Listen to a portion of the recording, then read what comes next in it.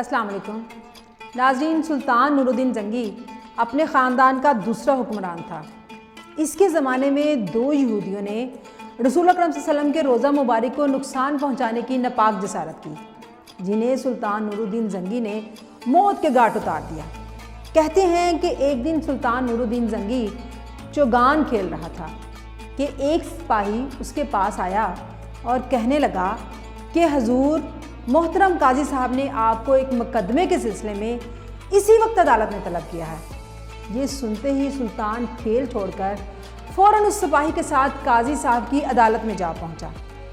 काजी साहब ने एक शख्स की तरफ इशारा करके कहा कि इस शख्स ने आपके खिलाफ एक मुकदमा दायर किया है। इसका कहना है कि इसकी ज़मीन पर आपने नाजायज़ कब्ज़ा कर लिया है। आपका इस सिलसिले में क्या जवाब है?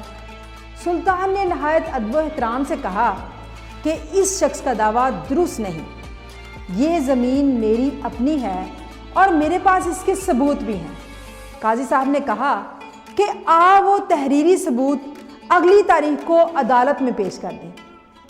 सुल्तान नूरुद्दीन जंगी ने मुकर्रर तारीख को कुछ कागजात अदालत में पेश कर दिए। इन कागजात की बुनियाद पर फैसला हुआ कि ज़मीन सुल्तान की मिल्कियत है।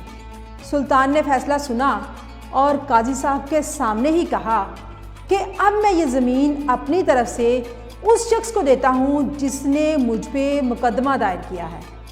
किसी ने कहा कि हजूर, जब आपने ये ज़मीन इसी शख्स को ही देनी थी तो मुकदमा लड़ने की क्या ज़रूरत थी? वो पहले ही इस शख्स को दे दी होती।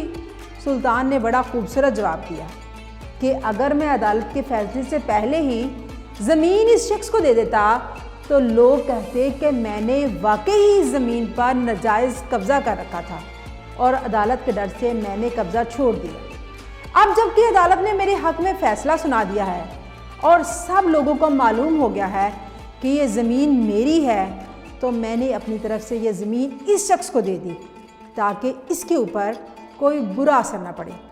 काजी साहब और अदालत में जितने भी लोग थे सुल्तान का अदल देखकर हैरान रह गए। वाह, कैसे हुक्मरान थे! वो लोग इंसाफ और अदल को अपना फ़र्ज समझते थे। यही वजह है कि आज तक इन लोगों के नाम तारीख़ में मौजूद हैं और लोग इन्हें बड़े इज़्ज़त और एहतराम से जानते हैं। नाज़रीन, अगर आप लोग भी चाहते हैं कि आपका नाम आपके बाद भी ज़िंदा रहे और लोग आपको अच्छे अल्फाज में याद रखें, तो आज ही अपने मामलात में अदल व इंसाफ कायम करना शुरू करें। देखिएगा कि लोग किस तरह आपके इर्द गिर्द होंगे और आपके जाने के बाद भी आप इस दुनिया में ज़िंदा रहेंगे। फी अमान अल्लाह।